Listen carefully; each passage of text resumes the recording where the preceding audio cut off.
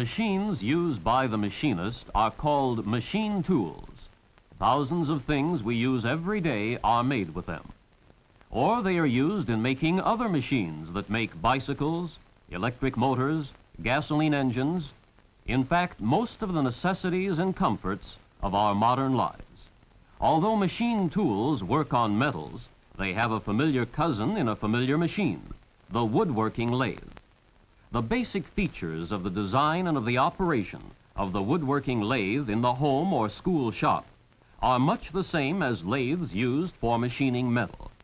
In addition, the woodworking lathe does with wood what some machine tools do with metal.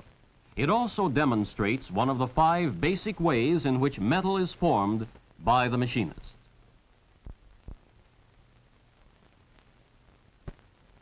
On this engine lathe, the machinist is producing a cylinder from a steel bar, in much the same manner our home craftsman was with the wooden cylinder in his woodworking lathe.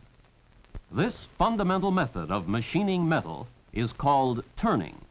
In this case, a perfect cylinder of exact diameter is being made by the machinist.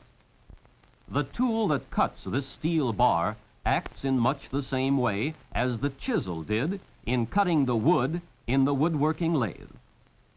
The drill press demonstrates a second way in which metal is machined. It is a simple machine tool in which a drill produces a hole in a piece of steel. In addition to drill presses, the engine lathe and other more complicated machines are also used to produce holes of all sizes in metal.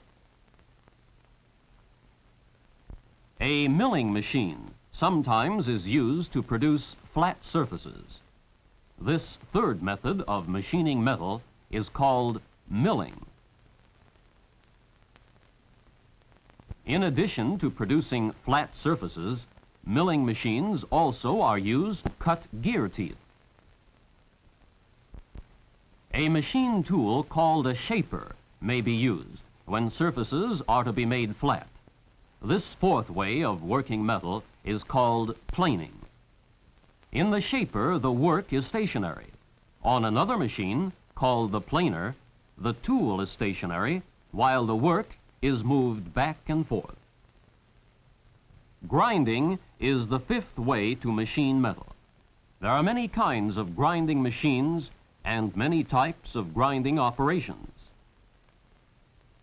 Through the use of an abrasive wheel, a flat or even a round surface of extremely smooth finish and of great accuracy may be produced.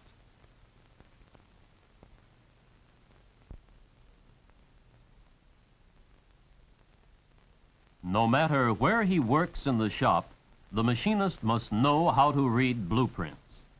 They show him the shape of the machine part or other article he is to make, and its exact dimensions.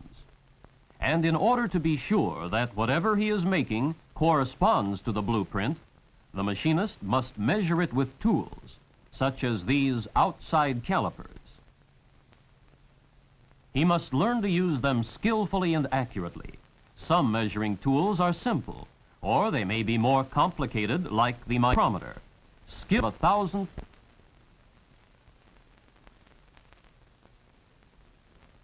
One of the introductions to shop work for the beginner is bench work. Filing metal to size, for example, is an amount of skill that can be learned through practice. Scraping is another type of bench work. To learn this hand operation, long practice and great skill is required, because extremely accurate surfaces, especially on machine parts, may be produced in this manner. Beginners in the machinist trade usually start work on a production job, where they do the same type of work each day. If they work on an automatic machine, little skill is required. On semi-automatic machines, like this turret lathe, more skill is required of the operator. He must know something of the tools he is employing and of their function and operation in order to operate his machine properly. He may even have to measure his work to check on its accuracy. When he learns how to set up work in the machines he is operating, the student machinist may be promoted to the position of setup man or line foreman and set up work in the machines for the less experienced operators.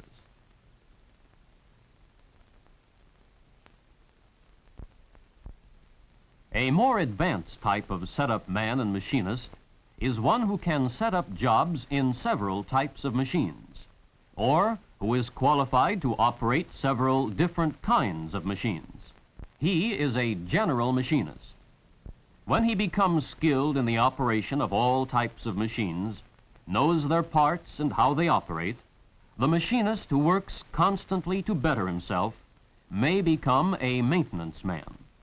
The maintenance man in the large shop not only keeps machines in perfect mechanical condition through routine repairs, but he may also make parts for the machines in his care. This requires skill just a step short of the toolmaker. Highly specialized machines are developed for use in many large industrial plants, usually to do one particular job or type of work.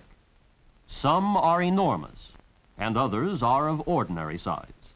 Some require a high degree of skill to operate, and others may be entirely automatic. Many of them present complicated work for setup and maintenance men.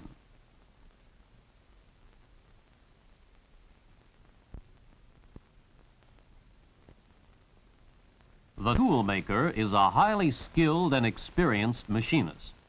He may work within 1/1000th of an inch, a space no bigger than a hair, in making the original samples of a new job his shop is to produce, or in making precision tools that the machinists of his shop will use in producing some large-scale production job.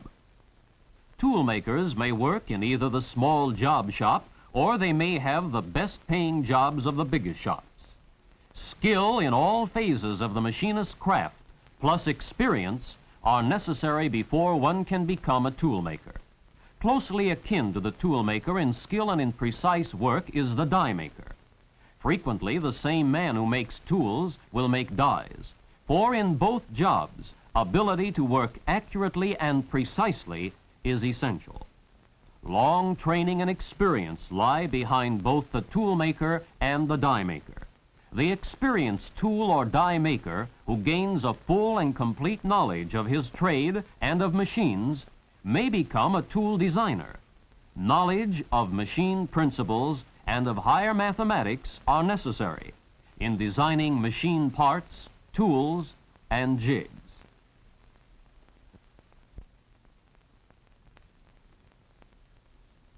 The small job shop offers an opportunity to gain experience with various types of machines, to learn the fundamentals of the machinist's craft.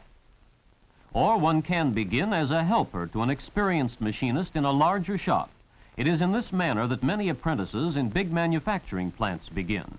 In addition to their work in the plant at machines, apprentices attend classes in mathematics, machine design, and science. School machine shops offer another opportunity for learning the machinist's trade. If you learn decimals and simple arithmetic in the classroom, if you like to work with your hands, if you like to make things, if you are not afraid of oil, grease, and dirt, if you like machinery, you can become a machinist. With that simple background, you can obtain a fairly good job. Day or night trade schools, either public or the reliable private trade schools, offer a sound background in machine shop practice. This is supplemented by classes in mechanical drawing and the simple arithmetic of fractions and their equivalents that will enable one to become a skilled machinist. The school drafting room will teach you to read blueprints, something you must know, especially if you want to become a designer. The designer must know higher mathematics, and the toolmaker must know something of how they apply to his work. And both must keep abreast of every new development in machine practice and machine design. If you can develop your manual and mental skills to do a job accurately and well with a machine tool, if you want to learn and are ready to start at the bottom, If you're not afraid of hard work, then the machinist trade offers you opportunity for your life work.